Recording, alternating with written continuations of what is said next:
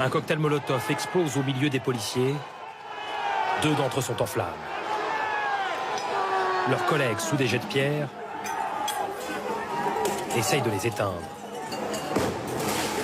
Les 2 hommes se relèvent et sont évacués. À Paris, les affrontements entre forces de l'ordre et casseurs étaient très tendus aujourd'hui, en début et fin de manifestation. Gaz lacrymogène, contre-pierres, cailloux et tout un tas de projectiles. Un sénateur en mission d'observation auprès de la police témoigne.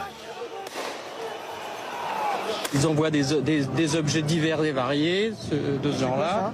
C'est un marteau qui est envoyé tout à l'heure. C'est un commissaire qui l'a reçu tout à l'heure, à côté de moi là. Les casseurs tentent même de se servir de ce char improvisé pour lancer leurs projectiles depuis un abri. Les policiers ne leur en laissent pas l'occasion. Plusieurs bâtiments ont été visés, des banques surtout et quelques commerces. Parfois, les casseurs arrivent à rentrer à l'intérieur. À Lyon, ils ont notamment pillé et saccagé ce supermarché.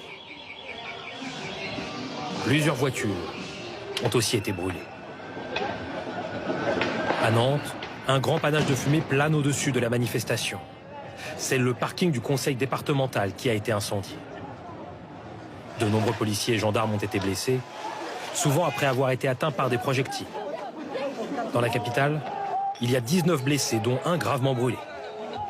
Plusieurs manifestants, on ne connaît pas leur nombre, ont aussi été atteints. En tout, les forces de l'ordre ont interpellé 291 personnes.